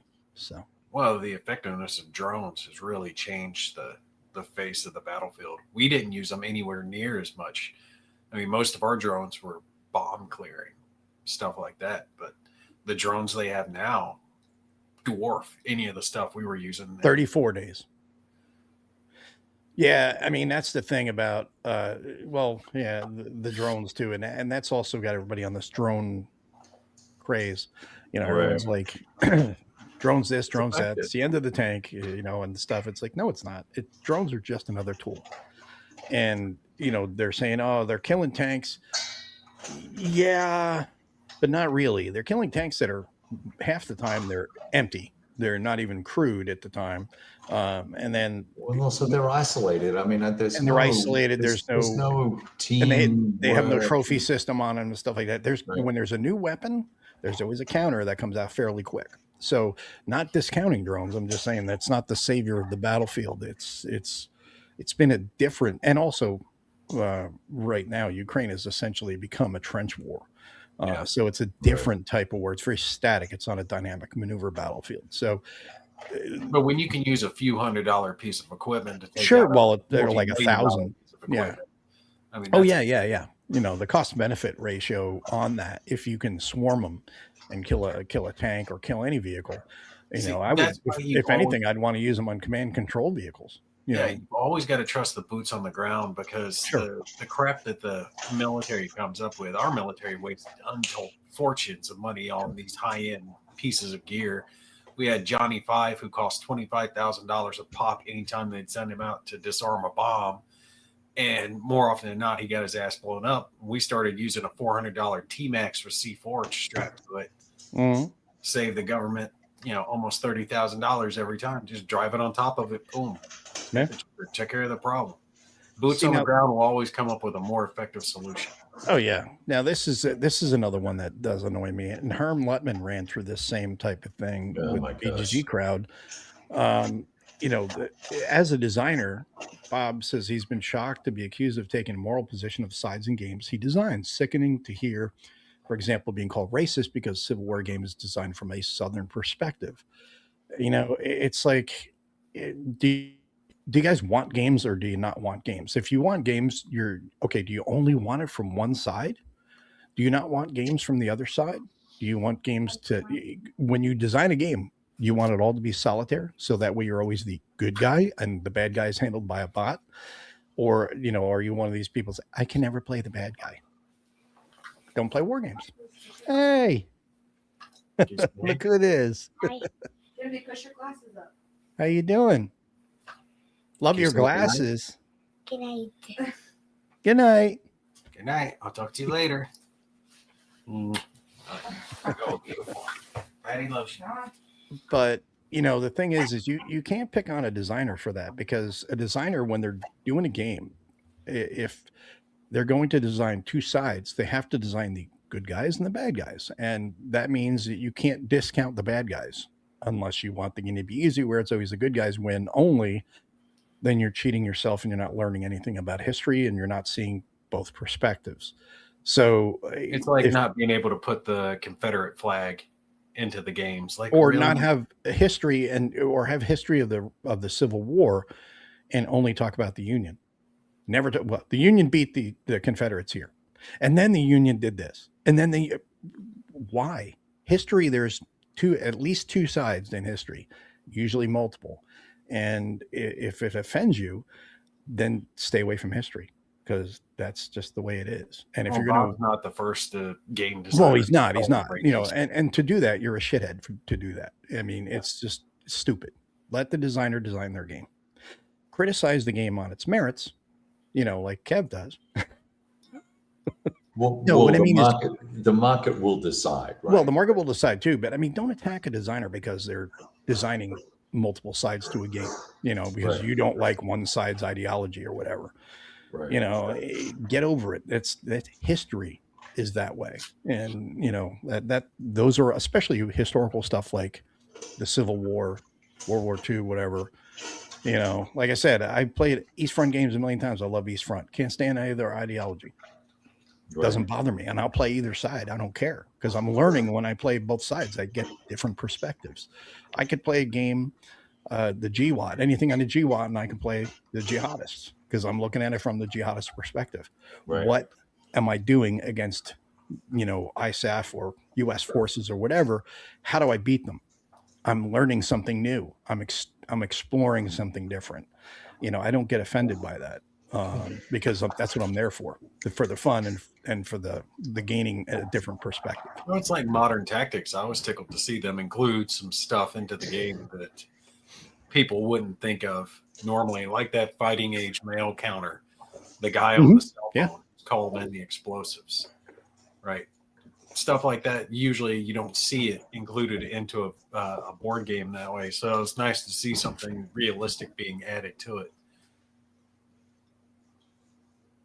So NATO held an exercise the other day. America was involved. Excuse me. They complained that the other side had used drones to deal with them. That it's like, you know what? That's how you learn. You learn by, oh crap, they had that. We didn't know that. Well, you didn't have good intel, or you didn't realize that, or you didn't plan for that. It's a lesson learned. That's why you train, so that way you don't have that happen in combat. Right. There was a combat exercise with the Finnish recently, and supposedly the American forces got beat. And it's like, yeah, they got beat because it's not their home territory. We don't know winter warfare as much as the Finnish do, of course. Mm-hmm. But by losing, they're learning. Right. Training. Yeah. That's why we win when we go for a real world scenario. Right. We train for all that shit. Well, of course, the Finnish do have SEMA, so that does make a difference. Right. I can't wait to see the sequel to that. To which one? That's the name of it, right? SEMO? Yeah. SEMO? The first one was good. but the second one looks like it's even better. So now, what Mark says here says, for a Ukrainian, Doc seems to like playing the Russians more than I think is normal. Kidding. Are you sure he's Ukrainian? No, I mean, it should be, that's the point, especially if, he's Ukrainian. For example, he already has that perspective. So by playing the Russians, he now is forcing himself to look at things from a different perspective. Right. And you learn. That's how you expand your knowledge. That's how you get to be a better wargamer. You get to be better at understanding history by being exposed to it. And it's also a great way of testing the designer's capability to convey real information into a game. And I would say that him and you sitting there playing different sides, being that both of you designed the game, it's one of those things where you might want to push, both sides and see how, hey, did we get it right or not? Exactly. So I'm just going through all the comments here. Look at the Troubles Compass games with the Irish and the BBC going nuts. Yeah, I know that there is a bunch of stuff with the Troubles that they're getting hassles from the Irish and the BBC over that, because that's still a very touchy subject over there. Rebel Fury on the table right now. You're so gay, somebody a Warhammer 40K nerd made a big stink about playing World War II and someone having to play the Germans. That's not surprising. Stop playing games. Just go away. Well, I mean, the human forces in 40K are like futuristic space Nazis, so it's not like he has much room to talk. That right there is a great point. There is way too much application at today's standards to people who lived 150 years ago. That happens all the time. People go, how come this could have happened? How come that could have happened? It's like, well, you know what? That was the way it was 30, 50, 100, 150, 500 years ago. That was the way of life back then. You cannot apply today's standards to 150 years ago. Hell, you can't. It's hard. I have a hard time with today's standards applying them 30 years ago. No, yeah, I was going to say 10 years ago, right? Yeah. Look how the world's changed, right? Yes. It's not for the good either. Yeah, maybe that's just a function of us getting old. I don't know, but whatever. Now, this I agree with. I will play the Soviets no problem, but I demand one of their winter hats. I always wanted to use Shanka too, because I think that would be cool as hell to sit there and be like, come on, not one step back, comrades, while I'm playing with that on my head. I think it would just be fun. But then again, I know how to enjoy just playing the game and not getting too worried about it. Where'd he go? I'm still here. I just had to. Okay. Lots of this morality only applies to conflicts in which we have some perspective, meaning who are the bad guys in a game in the Roman Civil War, the Second Italian War for Independence, or 30 years war. That's great. That's a great point, because we have that distance of time to separate us from that, where we don't have a bias because, well, that's antiquity. That's not modern or within our time, our lifetimes. So yeah, it's kind of like playing Europa Universalis. I played a lot of that recently, the 5th one that got released. And while I don't exactly have a strong love for Muslims, I love playing the Ottoman Empire because they get a lot of casus belli and go to war with everybody. Mm-hmm. And I love attacking everyone. Yeah, no, that's true. I'm just, like I said, I'm still catching up on comments here. I understand you're a little slow. Well, that's the thing, when you're hosting, you got to catch up. But it's true. There are people having a hard time with history, cannot take themselves out of a lens to view history from perspectives of that period. Very true, because for whatever reason it'll offend their sensibilities. It's like, okay, well, understand this. We can respect and understand that it offends your sensibilities, your modern sensibilities. Number one, it doesn't offend everybody the same way. And in some people, it does not offend at all, because we can look at it and say, this is from a period 150 or 500 years ago. This is that was from that time. It's historical. I'm not saying I'm for or against it. It just happened. And we're now vicariously experiencing that through a game, just like we would vicariously learn about it through a book or a movie or a documentary or whatever. You can't be applying today's hypersensitive sensibilities to what happened however many years ago. Because let me ask you this, the people that are upset because there's a German side, okay, are you upset that there's do you get upset over East Front games? Going back to my East Front example, do you get upset about East Front games? Yeah, who's really the bad guy? Yeah, because it's like, okay, everybody knows Nazis were bad. Are you saying Soviets were good? Are you really? Right, exactly. Or are you saying Soviets were allies at the time, so they were technically good guys, or They were just evil before and after. yeah. So that's the thing, and that's one of those things where it just kills me when when people do that. So he said, cool. Wilderness and Chickamauga. Oh, good to know. Okay, I'm trying to cycle that into my list for the next few weeks. Yes, you must play with Russian accent when playing Russian solo, or playing against a friend. So here's one: Pompey, good or bad? What about Crassus? I don't know either. Wait, isn't Pompeii the island that got covered by a volcano? That was a city. It was a city, but that's okay. Yeah. Hey, for me, a soldier is a soldier. Sorry, no problem with the Soviet, Japanese, Chinese. I play any side. I don't blame a soldier for being a soldier. Very true. You're just playing from that perspective. This is true too. A stiff one offends a lot of people. Modern sensibilities. If you don't like a book, don't ban it. Don't read it. Don't like the show. Don't watch it. Don't like the game. Don't buy it. But do not do this for the money. Well, that's true. And I agree with 100%. If you don't like the book, don't buy it. If you don't like the movie, don't watch it. If you don't like the game, don't play it. Don't stop it from, don't ban it from being seen. Let people see it. Because the thing about when you ban something or try to ban a book, a movie, or whatever, what's the first response for everybody? I got to see that movie now. It's going to work against you, if that's what you're really trying to do, is trying to stop people from seeing it.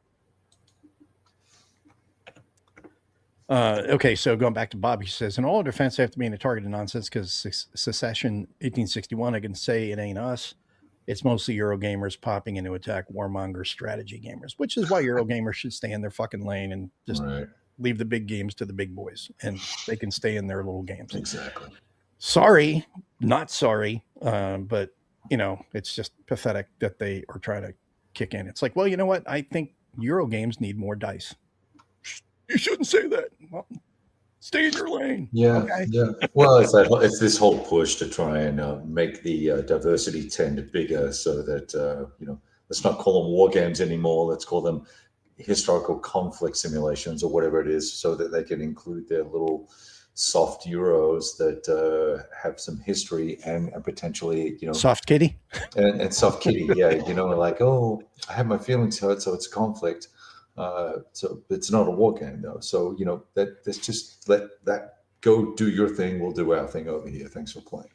What's the difference between an in-law and an outlaw? Well, aside from being an Indian and Audi, one you can get a bounty for, one you get a dowry from. Yeah, that's good. I like it. Just off the cuff. No, it's true. It's very true. But so anyway, what do you got coming up next, Kev? Next, well, dang, I need to put time into First in Rome, just because I think he's spinning up his production cycle. So I'm trying to give some useful feedback. I've already found some stuff in the charts and tables that I think needed to be adjusted. So he's having a look at that. So that got the great campaigns of American Civil War thing going. That's actually taken quite a bit of time because of the chat side of things. I've got Inflection Point up, and I've got a game coming. What is it called? I made a note. I think you guys are getting it as well. I ordered it, but I've got a early copy coming. Modal's Counterattack from Sound of Drums. Yes, yes. So when that comes, I'll try and get that right on the table straight away.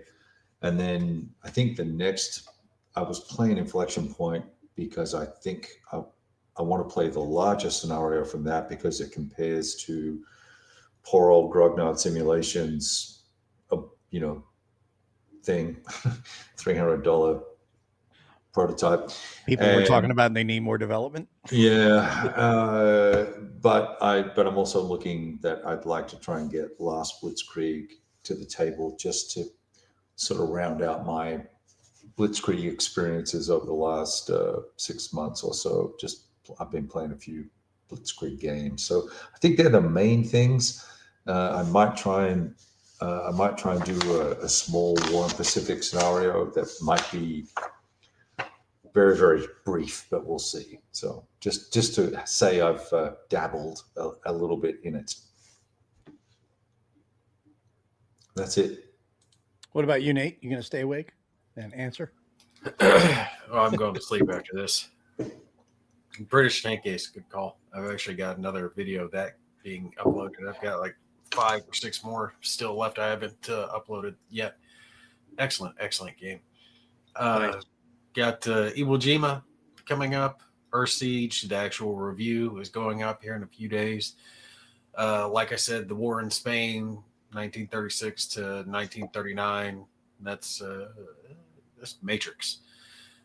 Matrix games that just released, and they sent me a code to that, so I'm going to be trying that one out. Looks like it's really complex though, so looking forward to seeing how well that game plays. It's not a period of time I know too much about, that right there before World War II, but it was kind of like a testing ground for all that German equipment, so that's going to be a new experience for me. And there was something else I can't remember. Oh yeah, I'm going to poke around at Task Force and see where it is now that they've gone into final release. So I'll be doing a little coverage on that one as well. That sounds awesome. Oh, here we go. I just finished your first video on your play, Gimpy. Which one, Noric? I think he probably means British Tank Ace. Oh, probably British Tank Ace, yeah. When I'm being nice to you, I don't like you if I offend you and make jokes. Welcome, friend. In person, that is, when you stand in front of me. Yeah, I mean, the thing is some people just get so highly offended over every damn little thing. It's so true.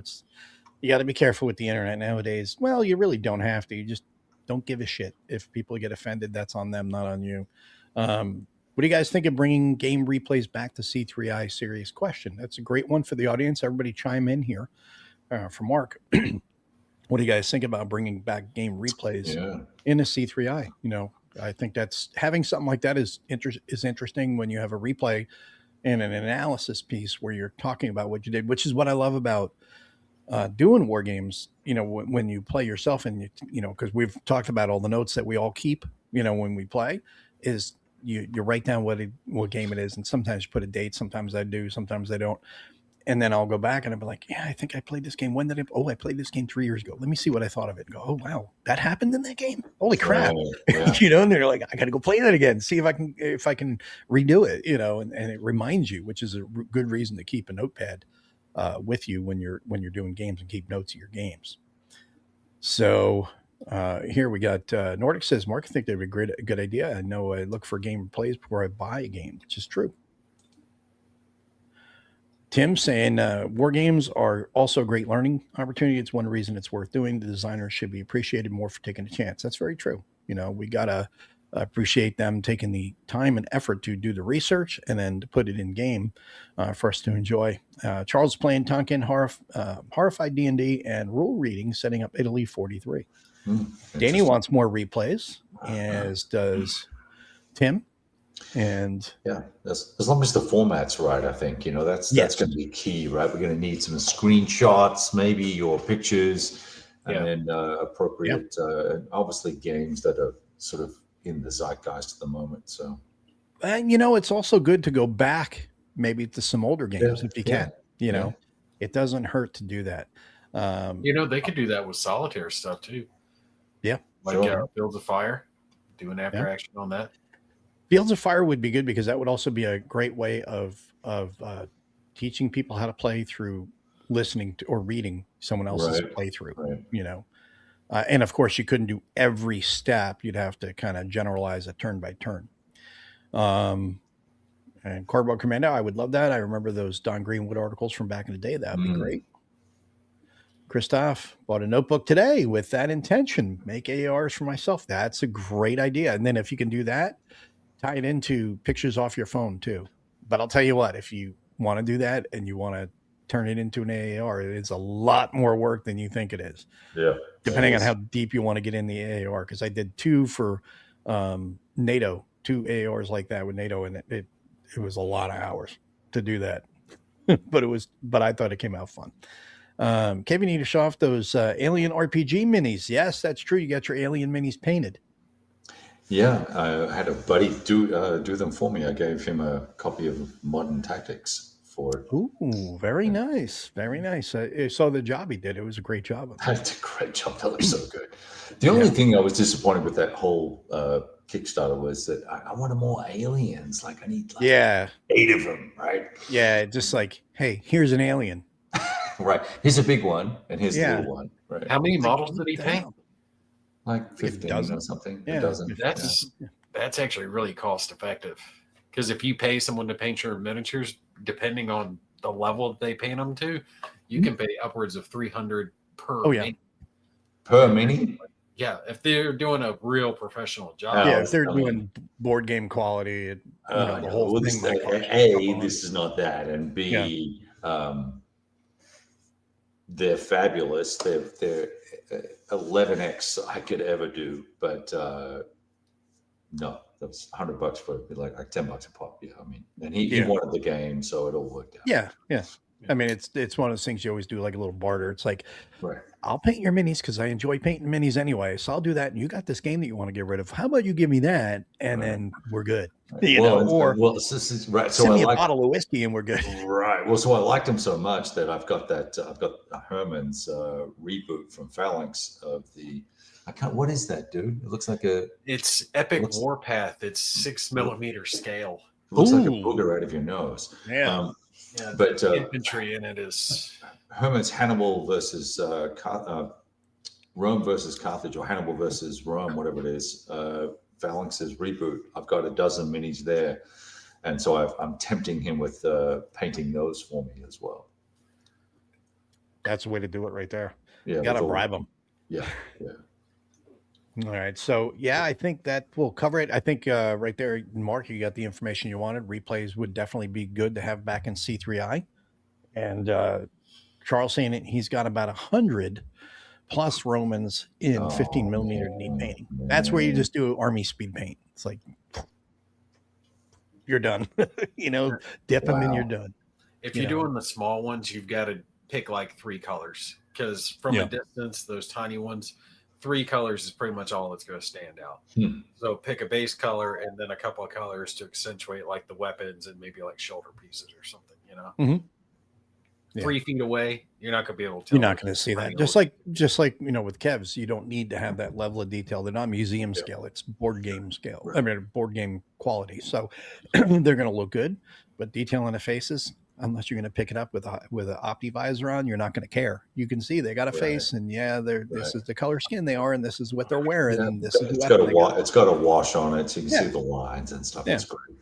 That's what I did with my Aliens minis. I kind of painted them up with the camo. That looks good. Yeah, that looks real good. It's a vampire from Cursed City. Speaking of vampire, I'm going to have to hear that pretty soon. Vampire. When I fire up Sea Power. But anyway, I think that will wrap it up for tonight for this month. Our first show of 2026. Yeah. Year number 7 started off with Whiskey Charlie. And it's been a great run so far. We appreciate you guys coming along for the ride. We hope that we've kept you entertained for a little while during this cold time for much of the country.